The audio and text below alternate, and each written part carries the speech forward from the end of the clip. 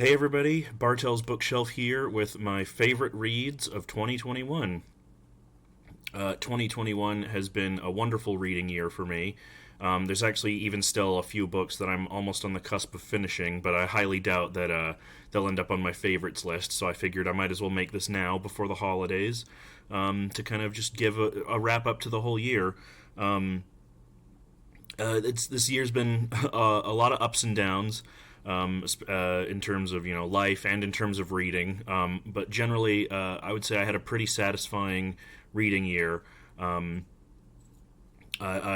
read a lot of new things, new authors, new genres that I hadn't tried before. I branched out a bit.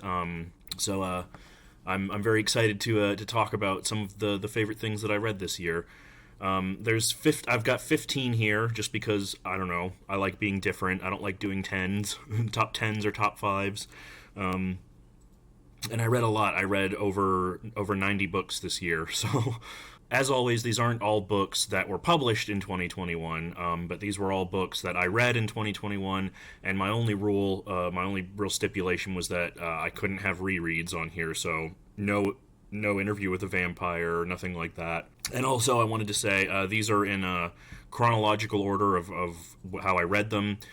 This list isn't in any definitive order or anything. It's just from first to last. So let's go. The first book that was my top read of this year was Killers of the Dream by Lillian Smith. This was a very influential and controversial nonfiction book about racism in the American South that was published in 1949. Lillian Smith herself was a white woman, but was an early sort of a crusader for social justice, racial justice, and this book is just basically a nonfiction account of her experience with racism growing up and her sort of detailing of the psychological makeup that leads people to racism and why racism needs to be acknowledged and defeated and overcome.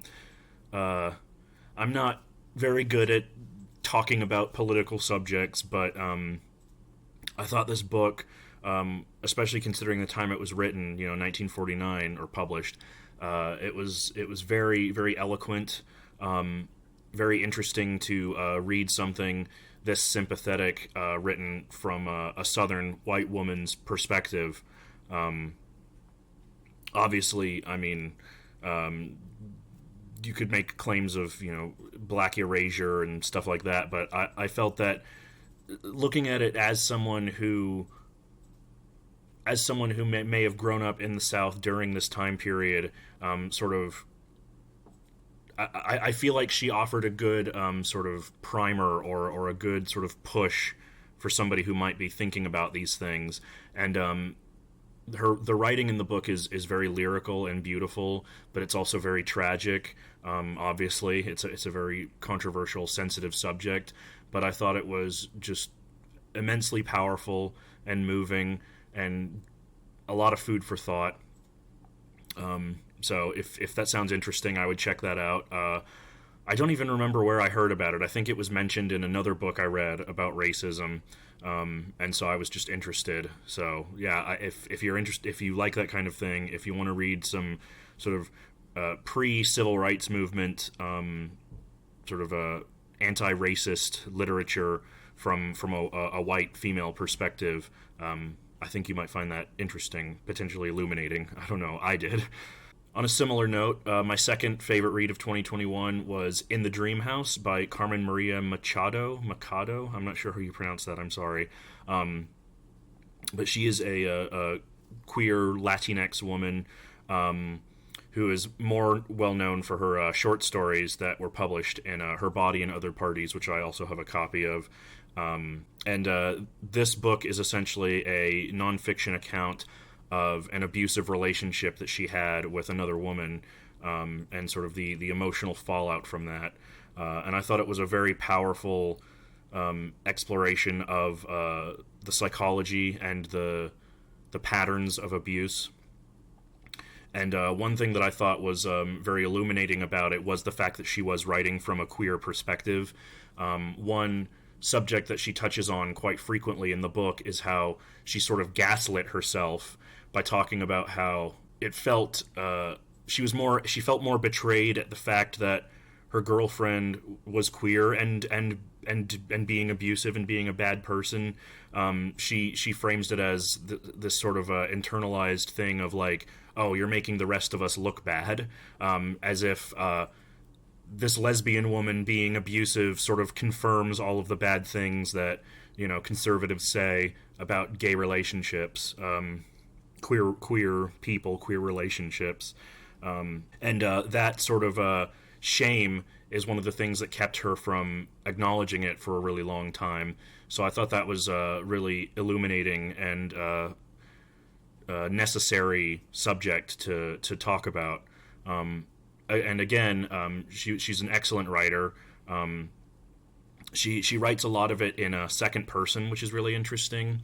And the book is also split into lots of small chapters that sort of take a lot of inspiration and allusion, and there are a lot of allusions to mythology and folklore, and her sort of applying these like there's like footnotes in the book that reference one of the Arne Thompson folklore types as it sort of like relates to what she's writing about or like to her own life. So in a way, she's almost like confronting these things through the language of mythology and folklore.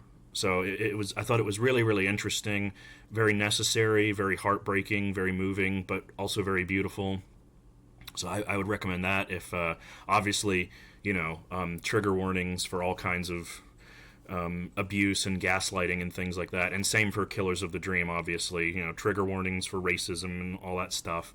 But if you feel comfortable confronting those kinds of topics, then I would highly recommend both of those.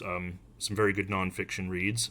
And actually, the third book that I have to talk about is another nonfiction read. I actually I didn't realize how much nonfiction I read until I was going through my list of books read, and I read a decent chunk. Not huge, but I read quite a few. I mean, the first three are nonfiction.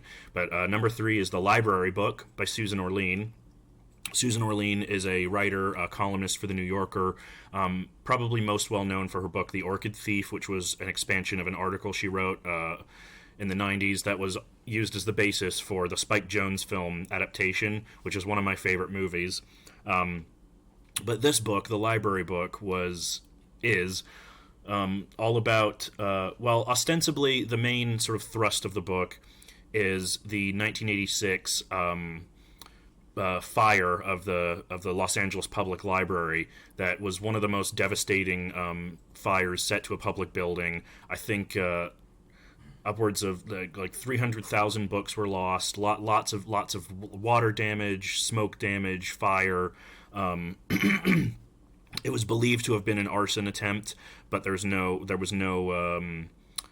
convictions made, although there were a lot of suspicions, and the book goes into that. So part of it is almost like this true crime narrative, but then the rest of the book details stuff like the history of libraries in general, of public libraries in America, the history of the LA Public Library, more specifically, and more broadly, it talks about the need for, not just for books, it talks a lot about that, a lot about the love of books, the need for books, the importance of books, but also libraries.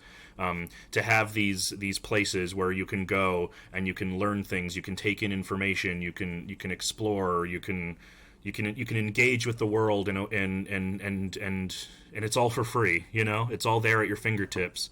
It's cliche, I mean, you know, reading Rainbow type stuff, but she writes about it so beautifully and so eloquently, weaving in her own memories of going to libraries with her mother and things like that, and how much they meant to her, and how she kind of rediscovered that love through through writing this book. So I think, as somebody obviously who loves libraries, who loves to read, I thought it was a very beautiful book, and it was very, very interesting too. The historical digressions I thought were really fascinating. She talks a lot about the architecture of the LA Public Library. She talks about some of the former head librarians, and a lot of them were like really colorful, interesting people.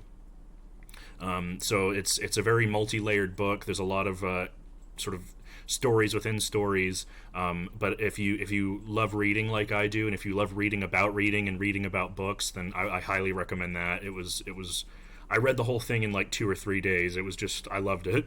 I forgot to say that the reason I'm not showing all of these books in person is because I don't have copies on hand. I usually get them from the library, or at the time, because I'm on a book buying ban now, I got all these books from or not all these books, but a lot of these books from the library.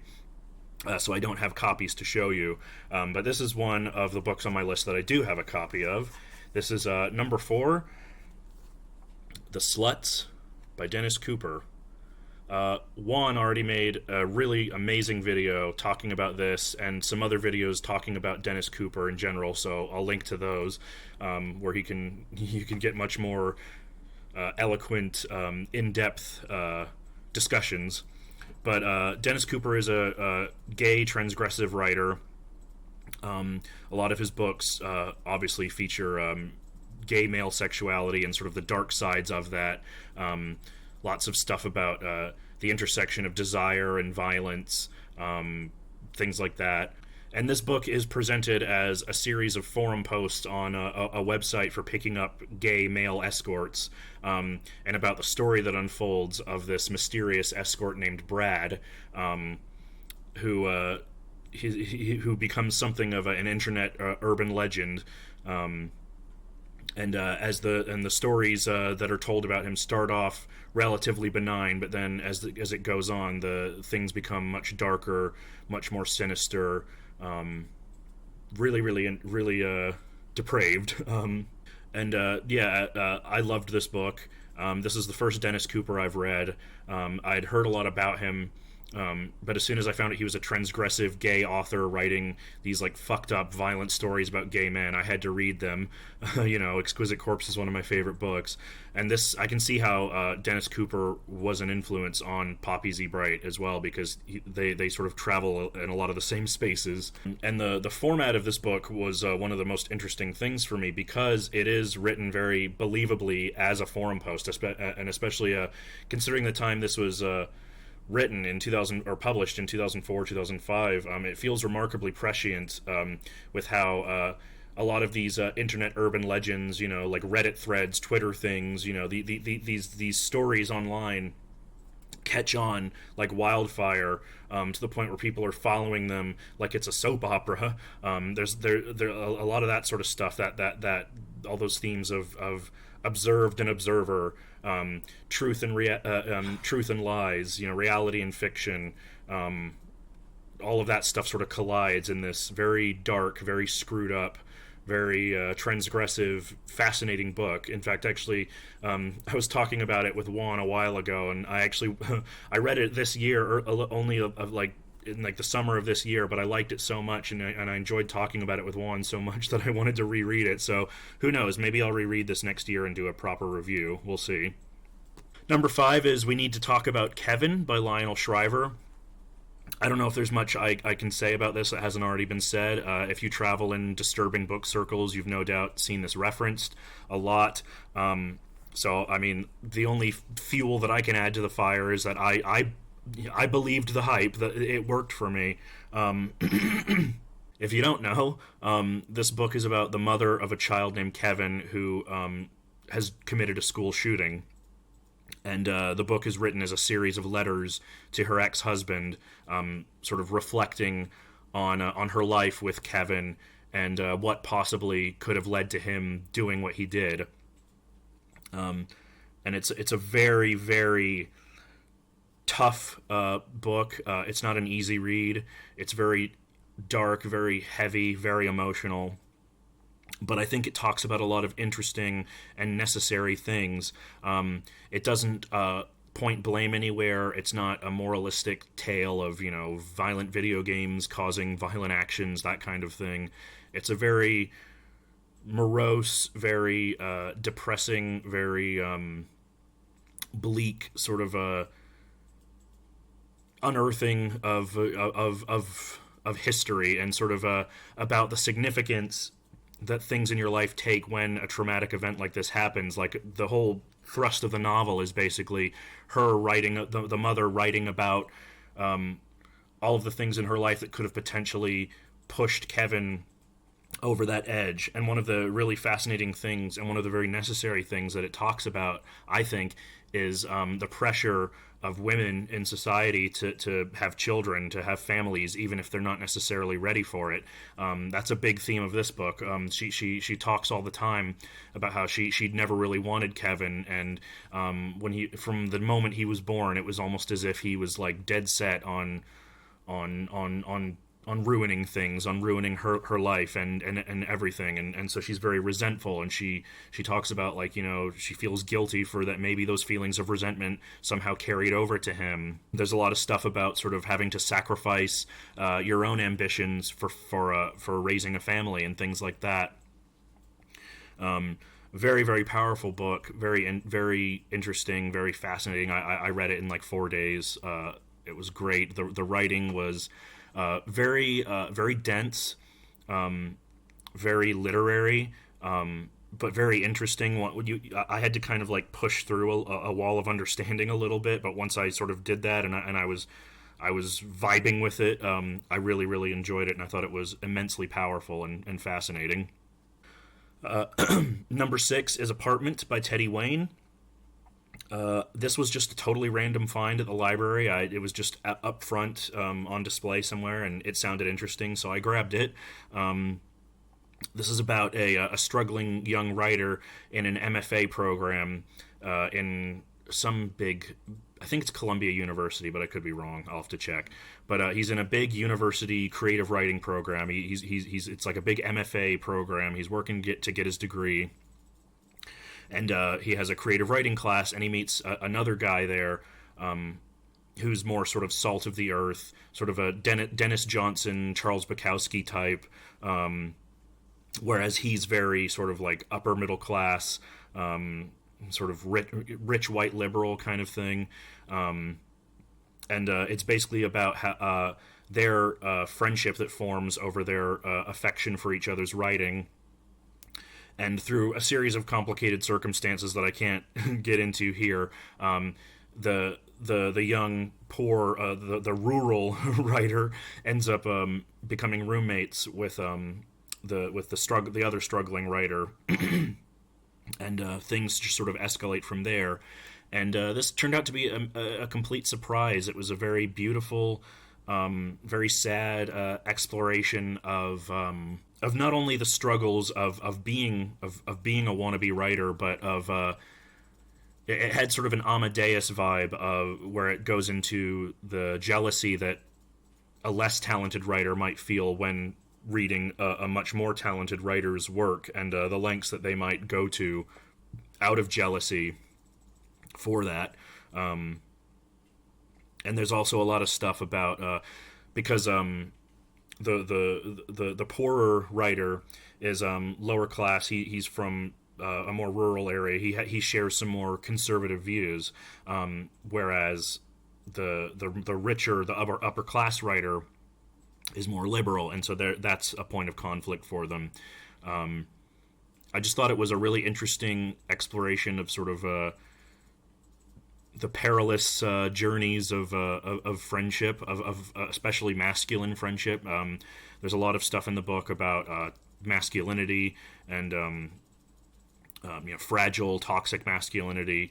Sort of the inability of a lot of young people, especially young men, to connect with people that they're close to.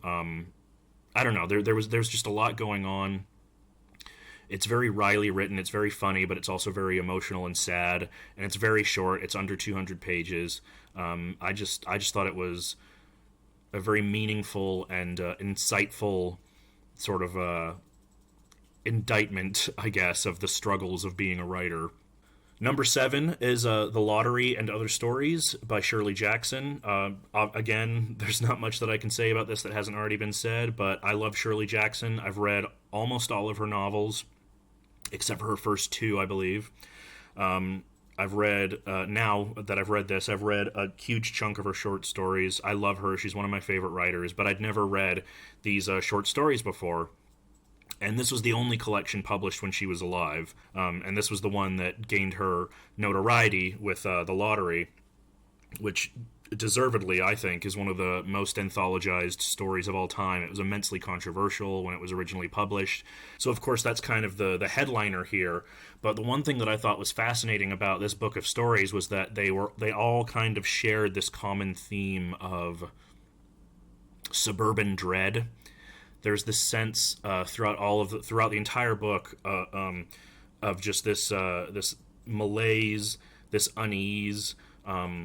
She was very good at sort of peeling back the layers of so-called, polite society and kind of revealing the ugliness underneath, which reached, of course, its most graphic and over-the-top, genus in The Lottery, which is a great story. And it closes out this collection, and it closes it on a perfect note.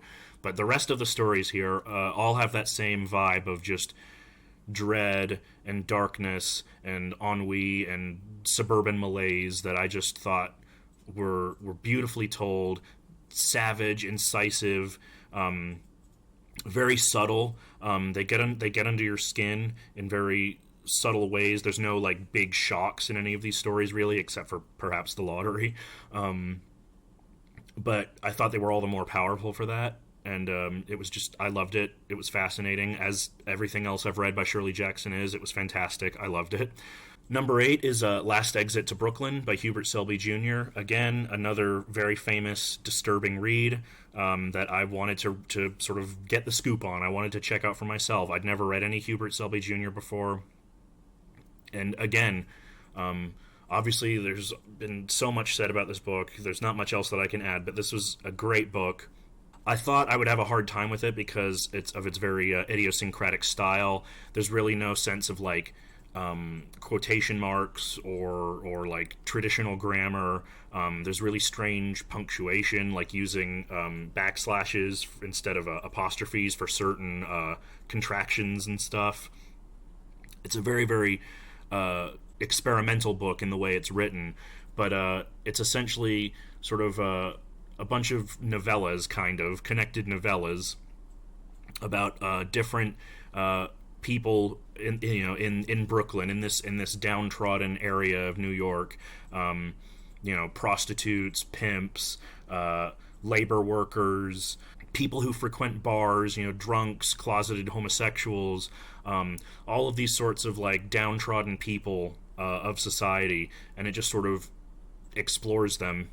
It explores each of them in this very savage, incisive, cutting prose. I mean, the prose in this book, it's like it just cuts you like a knife. Like it's just it's so like on fire. I don't know. I don't really know how else to describe it, but I thought it was just the atmosphere that it conjured was so fascinating and so dark and dismal, and especially considering the time it was published, amazingly frank and violent and sexual, and just went to a lot of places that nobody would have gone back then.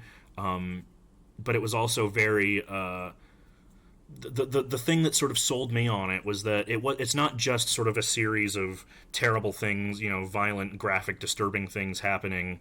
I mean, like there's a truth to the writing. To you can tell that Hubert Selby Jr. spent a lot of time in these areas with these people. He listened to them. He understood how they spoke, how they felt, and a lot of the characters who might first off seem to be sort of offensive caricatures turn out to be a lot more complex than we first realized.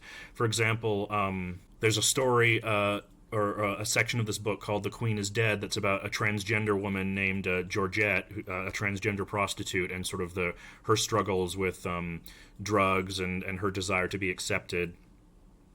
Whereas another novel from this time period might have a transgender character just as sort of a punchline. We spend this whole novella essentially in her head, and while her life and her eventual fate is dark and dismal, he spends a lot of time exploring who she is as a person and about her feelings of anger and rejection at not being accepted for who she is. Her family is very abusive. Her brother, misgenders her constantly. And Hubert Selby Jr. makes it clear that her sort of transgenderism, her gender identity is never treated as like an othering thing. At least I didn't interpret it that way. It just felt like it was a part of her, and part of her sort of arc in this story is her anguish at just wanting to be loved, wanting to be accepted, wanting to be happy, and it's tragic. And all of the stories in the book sort of go in that direction. So if you've heard about this just because you thought it was just going to be a fucked up, disturbing book, it is that, but it's more than that too. And I think it's worth reading, and I definitely want to check out Hubert Selby Jr.'s other work after this. So, number 9 is The Lathe of Heaven by Ursula K. Le Guin. I'm sad to say I've never read any Ursula K. Le Guin. This is my first. Aside from I took a philosophy class where we read The Ones Who Walk Away from Omelas, and I really liked that story. And of course I know her reputation. I know she wrote The Left Hand of Darkness and the Earthsea novels and things like that, which I have a few, but I haven't read yet. But I'd heard a lot about this book, and I really wanted to read this because it's about dreams, and I love stories having to do with dreams. So this deals with a future society. It takes place in a future Portland, with this man, George Orr, who has the ability to, whatever he dreams becomes reality. And he's been taking drugs to try and prevent his dreaming, to try and stay awake, to do everything he can to not sort of let this happen. And he gets sent to a psychologist and a sleep researcher named William Haber, who, once he learns of his power, uses this device to essentially control his dreams, to input things, and essentially tries to make himself God and to try to perfect the world through George's dreams. But of course things don't work out that way. And again, I thought this for being my first Ursula K. Le Guin, I really enjoyed it. This book was wonderfully imaginative and surreal, and had a lot to say about sort of the nature of reality and causality and fate, and and on top of that, it's just fascinating to read about all of these individual events and how they sort of affect the population and the world around him. I know Philip K. Dick was a big fan of this book, and I can see why, with sort of the themes of multiple realities and questioning realities and things.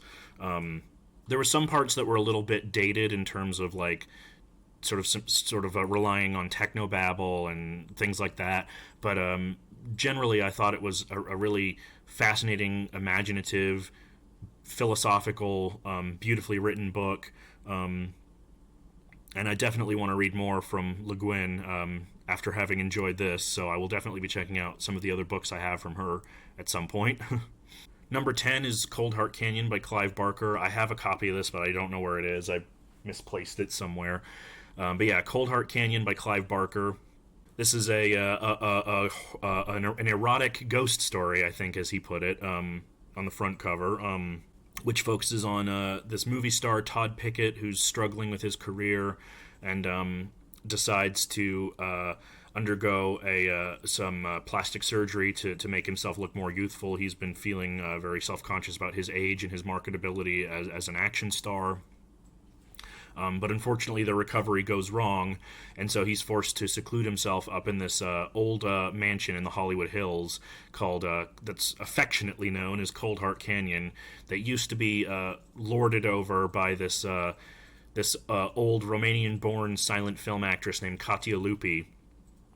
And it turns out that Katia is still ruler of the roost at Coldheart Canyon, and Todd and all of his loved ones are in for quite a surprise when they get there. Not only does she still live there, but all of her guests at her debauched, wild Hollywood parties also still reside there. So this is a latter period Clive Barker novel. I had heard I hadn't really heard a lot about this, except a few sort of mildly disparaging things from Will Erickson at Too Much Horror Fiction, so I was a little bit apprehensive going in. But I have to say, I ended up really enjoying it. It's almost 700 pages. It's like 680 something, but it flew by for me. Of course, as I've mentioned before, I mean, nobody writes like Clive Barker. His prose style is unmatched. He could write about paint drying, and I'd be fascinated, you know. But of course, he doesn't write about things like paint drying. He unleashes his immensely fertile imagination into this story so that it becomes more than just a ghost story, just a haunted house story. It becomes a meditation on the ephemeral nature of film stardom, but the immortality of film itself. There's stuff about ageism, there's stuff about misogyny. It's fascinating the way that, and the things that he says about sort of Hollywood. It's very, very bitter. He does not seem to have a very high opinion of Hollywood, but the way that he writes about it, about this artifice that Hollywood creates, about this dream world, is just so beautiful, so captivating. And then, of course, there's lots of other crazy stuff like ghost orgies and these hybrid creatures that are like offspring of animals and the ghosts in the house, and there's stuff that they do in the book that is just so disgusting and repugnant that it actually like shocked me, but in a good way, you know, in that wonderfully imaginative, transgressive, disturbing Clive Barker way. So yeah, I was pleasantly surprised by this. I really, really enjoyed it. I read this before I reread The Hellbound Heart for Juan's Discord. So before that, and before Coldheart Canyon, it had been a while since I'd read a lot of Clive Barker, and I'd kind of like forgotten him a little bit, and sort of reacquainting myself with him and his writing style and his delirious, freewheeling imagination made me remember how much I loved the guy. So I went out and got a bunch of paperback copies of his stuff so that I could read, you know, I could do like sort of a Clive Barker-a-thon, and a bunch of his books are mammoths, so that can count towards next year. So I definitely am looking forward to reading more Barker very, very soon. So yeah, I would recommend that wholeheartedly. Next is another one that I've talked about to death. That is The Count of Monte Cristo by Alexandre Dumas. I talked about this already in my wrap-up, one of my wrap-up videos, so I'll link that here, so I don't need to ramble on about all the other stuff I said, but just to reiterate, I mean, this is a French adventure classic, a wonderful revenge story, 1,200 pages, but it flies by. The characters, the dialogue, the plot are all immensely fascinating and immensely exciting.